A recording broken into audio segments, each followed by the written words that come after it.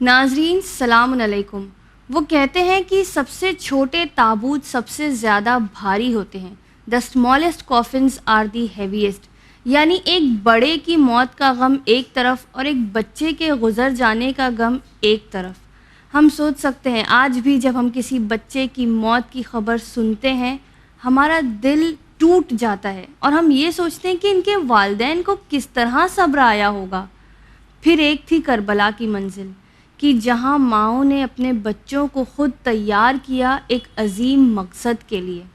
آج ہم تذکرہ کریں گے ان ننھے مجاہدوں کا، ان ننھے شہیدوں کا کہ جنہوں نے عظیم قربانی پیش کی، اور اس میں ہمارا ساتھ دے رہی ہیں ذاکرہ تفسیر فاطمہ رضوی۔ السلام علیکم آپا۔ علیکم السلام ورحمۃ اللہ وبرکاتہ۔ آپا، پہلا سوال یہ کہ امام حسین علیہ السلام جب مدینہ سے چلے کیا مقصد تھا کہ انہوں نے بچوں کو اپنے ساتھ لیا، اپنے ہمراہ لیا، اور پھر کتنے بچے ان کے ساتھ اس وقت قافلے میں موجود تھے؟ اعوذ باللہ من الشیطان الرجیم، بسم اللہ الرحمن الرحیم، وبہ نستعین وہو خیر وناصر ومعین۔ سب سے پہلے امام زمان عجل اللہ تعالیٰ فرجہ الشریف کی بارگاہ اقدس میں ایام عزا کی مناسبت سے پرسہ پیش کرتی ہوں۔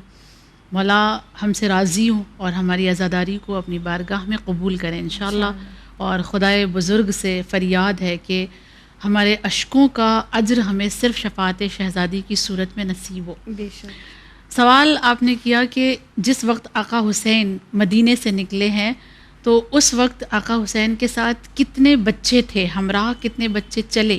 صحیح، اگر ہم کربلا کے شہداء کی لسٹ کو دیکھیں یا یہ دیکھیں کہ کربلا میں کس طرح سے بچوں پہ ظلم ڈھائے گئے ہیں، ان بچوں کی فہرست کو اگر ہم دیکھیں تو ہمیں پتہ چلتا ہے کہ کتنے بچے وہاں سے نکلے ہوں گے آقا حسین کے ساتھ، جس میں خود امام حسین کے بچے تھے جن میں بیٹیاں بھی تھیں اور بیٹے بھی تھے، جس میں ایک ننھا مجاہد جناب علی اصغر ہے۔ بیٹیوں کا تذکرہ جہاں پر آتا ہے وہاں جناب سکینہ اور جناب رقیہ کا بھی ذکر موجود ہے۔ اس کے علاوہ اگر آقا حسن کے بچوں پہ نظر ڈالیں گے ہم تو امام حسن علیہ الصلاۃ والسلام کے بھی بیٹے موجود تھے، جس میں ایک کا نام حسن مثنیٰ ہے اور دوسرے جو تھے وہ جناب عبداللہ ابن حسن ہیں اور تیسرے جناب قاسم کا تذکرہ ہے، اور اس کے علاوہ بھی ان کے اور بیٹوں کا تذکرہ ملتا ہے جو ساتھ میں چلے۔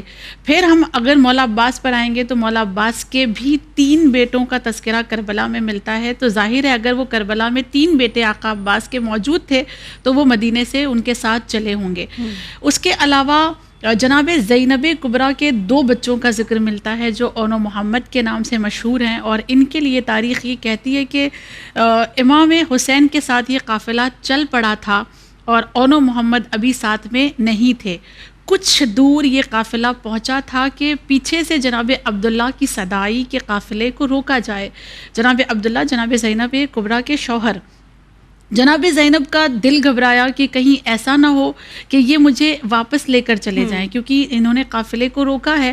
قافلہ روکا گیا اور اس موقع پر تاریخ یہ کہتی ہے کہ 2 ننھے بچے جناب عبداللہ اپنے ہاتھوں میں لیے ہوئے جناب زینب کبریٰ کے حوالے کرتے ہیں اور کہتے ہیں کہ زینب اکیلے نہ جائیں، آپ ان بچوں کو ساتھ لے جائیں، ایک کو میری طرف سے اور ایک کو اپنی جانب سے کرب و بلا کی سرزمین پر آقا حسین پر قربان کر دینا۔ یہ ان بچوں کا تذکرہ ملتا ہے جو امام حسین کے ساتھ مدینے سے کربلا کا سفر طے کر رہے ہیں۔ سوال آپ نے دوسرا یہ کیا کہ کیا مقصد تھا آخر آقا حسین کا کہ بچوں کو بھی ساتھ لے جا رہے ہیں، عورتوں کو بھی ساتھ لے جا رہے ہیں؟ اس سوال کو فلسفیانہ طور پر ہمیں سمجھنا ہوگا، اس کو لاجیکلی ہمیں دیکھنا ہوگا کہ ریزن کیا تھا۔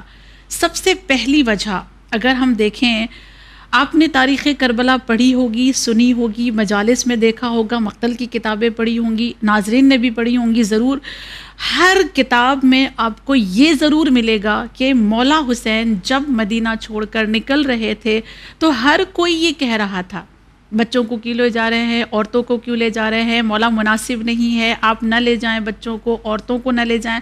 لیکن آج تک کسی تاریخ میں کسی مؤرخ نے نہیں لکھا کہ کسی نے یہ کہا ہو کہ مولا آپ نہ لے جائیں، ان کی کفالت کی ذمہ داری ہماری ہے، ہم ان کے کفیل بنیں گے، ہم ان کی کفالت کریں گے، ہم ان کی دیکھ بھال کریں گے۔ ایک طرف مولا حسین بنی ہاشم کے سارے جوانوں کو اپنے ساتھ لے جا رہے ہیں. اب وہاں کوئی ہے نہیں جو بچوں اور عورتوں کا خیال رکھ سکے. دوسری طرف لوگوں کی طرف سے آقا حسین کو کوئی ایسی امید نہیں دلائی جا رہی ہے, اور یہ واقعاً امام حسین کی ایک بے کسی ہے, یہ مولا حسین کی ایک مظلومی ہے کہ کوئی نہ تھا کربلا کی سرزمین پر سے پہلے مدینے کی سرزمین پر جو یہ کہتا کہ مولا آپ عورتوں کو نہ لے جائیں, آپ بچوں کو نہ لے جائیں, آپ یہیں چھوڑ دیں, ہم ان کی کفالت کی ذمہ داری لیتے ہیں. یہ مظلومیت تھی, لہٰذا مولا کو حالت مجبوری میں اپنے بچوں کو, اپنی عورتوں کو اپنے ساتھ لے جانا پڑا. یہ ایک وجہ. دوسری وجہ یہ تھی کہ نگاہ امامت, امام حسین اپنی نگاہ امامت سے دیکھ رہے تھے کہ کربلا کی سرزمین پر سب شہید ہو جائیں گے, جتنے بھی جوان جا رہے ہیں بنی ہاشم کے سب قربان کر دیے جائیں گے, میری بھی شہادت واقع ہو جائے گی, لیکن مقصد کربلا ابھی بقا تک نہیں پہنچے گا. اس کو بقا تک پہنچانے کے لیے خواتین کی ضرورت ہے, اور اگر خواتین ساتھ میں جا رہی ہیں تو ان کے کمسن بچے بھی ان کے ساتھ جائیں گے. چونکہ مولا حسین کو خواتین کو ساتھ میں لے جانا تھا, اس لیے کہ مقصد کربلا کو عاشور کے بعد بقائے دوام تک پہنچانے کا کام خواتین نے کیا ہے, اور اگر خواتین ساتھ میں جا رہی ہیں تو ان کے کمسن بچے تو بہرحال ان کے ساتھ جانے ہیں. لہٰذا امام حسین بچوں کو بھی ساتھ لے جاتے ہیں, عورتوں کو بھی ساتھ لے جاتے ہیں, اور یہ غربت ہے آقا حسین کی واقعاً کہ مولا کو کوئی ایسا نہ مل سکا جو مولا کے بچوں کی دیکھ بھال کر سکتا یا خواتین کی ذمہ داری اٹھا سکتا. آج بھی ہم یہی دیکھتے ہیں, سارے لوگ آ جاتے ہیں نصیحتیں کرنے, لیکن کوئی یہ نہیں کہتا ہے کہ چلو ہم تمہاری اس کام میں مدد کر دیتے ہیں. صرف لوگ نصیحت کرتے ہیں یہ نہ کرو, ایسا مت کرو. بے شک. آپا دوسرا سوال یہ ہے کہ جب امام حسین علیہ السلام بچوں کو اس ارادے سے تو ظاہراً نہیں لے کے گئے تھے کہ انہیں جنگ کا حصہ بننا پڑے, لیکن پھر واقع کربلا میں وہ کیا حالات آ گئے, وہ کون سی مجبوری تھی کہ امام علیہ السلام کو ان بچوں کو میدان جنگ میں بھیجنا پڑا؟ آپ نے جو سوال کیا کہ امام حسین کو جنگ میں بچوں کو بھیجنا پڑا, اصل میں مولا حسین کو بھیجنا نہیں پڑا. یہ سوال اس طرح سے کیا جانا کہ مولا حسین نے بھیجا, اپنے آپ میں خود ایک سوال ہے کہ آیا امام حسین کی ذات گرامی بچوں کو میدان جنگ میں بھیج سکتی ہے؟ نہیں, مولا حسین نے کسی کو نہیں بھیجا ہے, لوگ خود, بلکہ غربت امام حسین کو کرب و بلا کی سرزمین پر دیکھنے کے بعد بچے خود آمادہ ہوئے, اور بچوں نے خود تڑپ کر کہا ان کی تنہائی کو دیکھ کر کہ آقا آپ کی غربت, آپ کی مظلومی, آپ کی تنہائی ہم سے دیکھی نہیں جاتی, لہٰذا ہم آپ کے لیے قربان ہوں گے, ہم آپ کے لیے میدان میں جائیں گے. یہ ایک وجہ ہو گئی, ٹھیک ہے, کہ بچے خود گئے تھے, آقا حسین نے نہیں بھیجا تھا.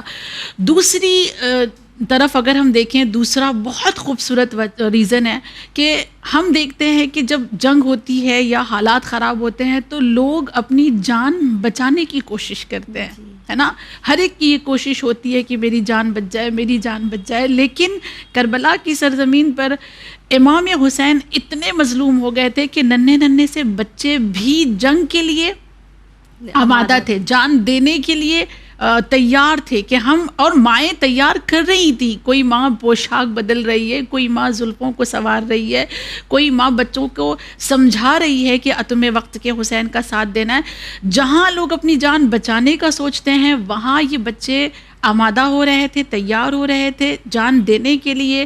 اور آقا حسین نے ان کو رضا اس لیے دی, اجازت اس لیے دی تاکہ دشمن یہ سمجھ لیں کہ تمہارے لوگ جوان ہونے کے باوجود بھی اپنی جان بچانے کی کوشش میں ہیں, اور ہماری طرف ایسے وفادار موجود ہیں کہ جو بہت کم سن ہیں لیکن مجھ پر اپنی جان قربان کرنے کے لیے تیار ہے. تیسری چیز یہ ہم دیکھ سکتے ہیں کہ ایک طرف ہم دیکھیں لشکر جو ہے 30,000 کا, اس میں سارے کے سارے جوان ہیں. آپ یزید کے لشکر میں جا کر تاریخ اٹھا کے پڑھ لیں, کوئی ایک عورت آپ کو نہیں نظر آئے گی, ایک خاتون آپ کو نظر نہیں آئے گی, اور نہ کوئی ضعیف نظر آئے گا, نہ کوئی بچہ نظر آئے گا. لشکر آدھا میں سب کے سب نوجوان تھے, سب کے سب وہاں پہ یا یوں کہہ دیا جائے کہ جنگجو تھے, بہادر تھے, جن کو بلایا گیا تھا خاص طور سے. لیکن ایک طرف جوانوں کا لشکر ہے, دوسری طرف جو امام حسین کا لشکر ہے اس میں خواتین بھی ہیں, بچے بھی ہیں, اور ضعیف بھی ہیں, جو بہت سن رسیدہ ہو گئے ہیں, ایسے لوگ بھی موجود ہیں. یہاں آقا حسین بچوں کو جنگ کے میدان میں جانے کی اجازت دے کر بتانا چاہ رہے ہیں کہ اے یزید دیکھ لے, تیرے جوانوں کے لیے حسین کا بچہ بھی کافی ہوتا ہے. اور ان بچوں نے جنگ باقاعدہ کی ہے, کچھ بچوں نے جا کر دشمنوں کو ہلاک بھی کیا ہے.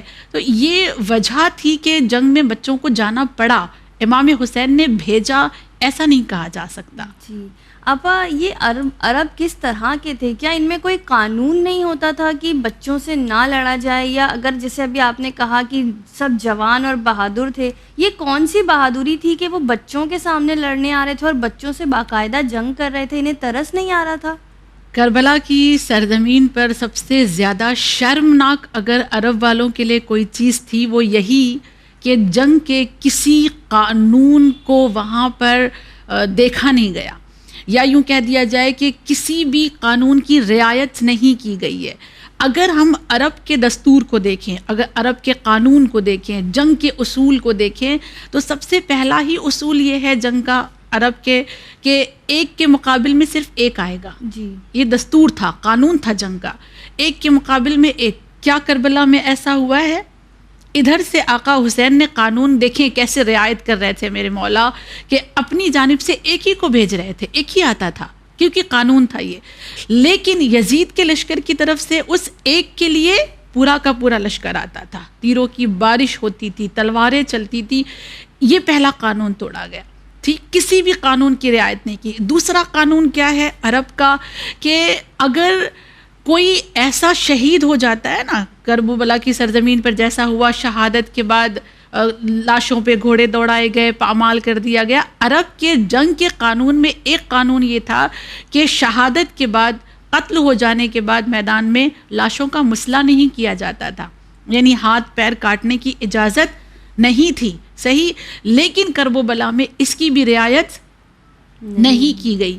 تیسرا قانون جو توڑا گیا جنگ کا کہ اگر جنگ کے میدان میں کوئی بچہ آ جاتا ہے یا عورت آ جاتی ہے, خاتون آ جاتی ہے, تو اس پر حملہ نہیں کیا جائے گا. یہ قانون ہے عرب کی جنگ کا. لیکن کیا کربلا کی سرزمین پر جو جنگ ہوئی ہے اس میں اس قانون کی رعایت کی گئی؟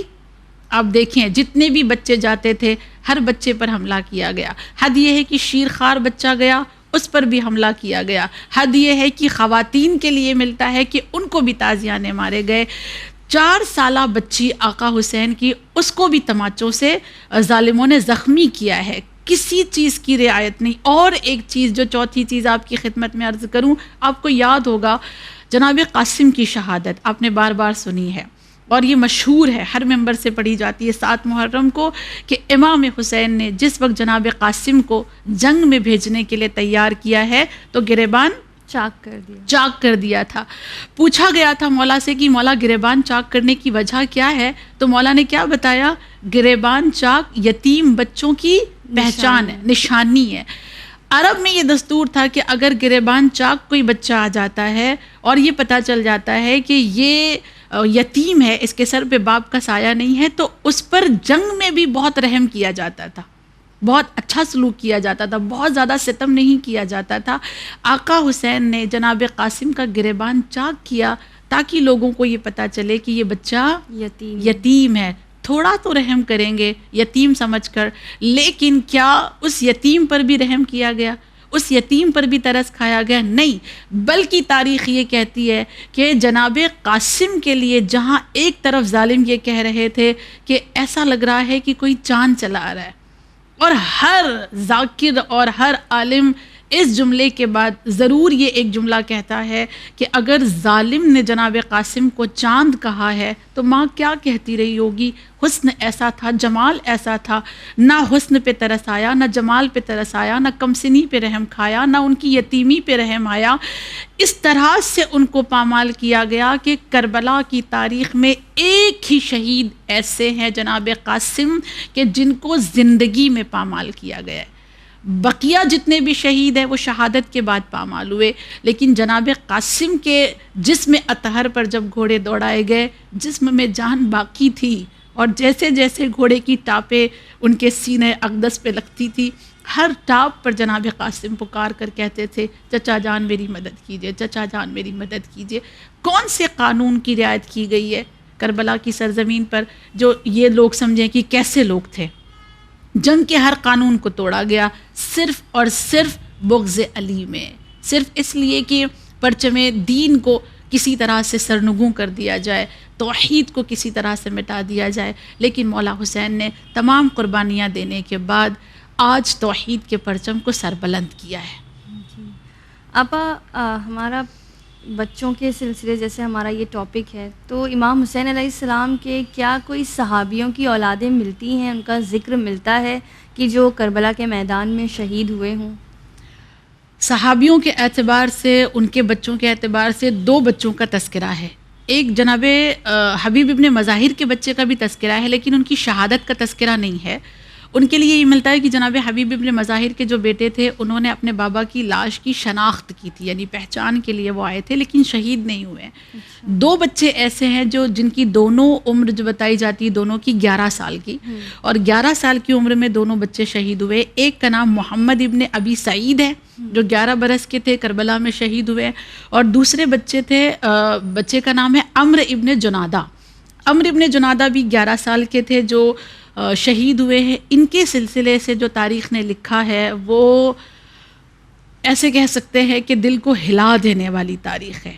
عمرو ابن جنادہ کا جس وقت سر تن سے جدا کیا گیا، 11 سال کے بچے کا سر تن سے جدا کرنے کے بعد سر کو ظالموں نے اٹھا کر خیمے کی طرف پھینکا تھا جہاں مائیں بیٹھی ہوئی تھیں۔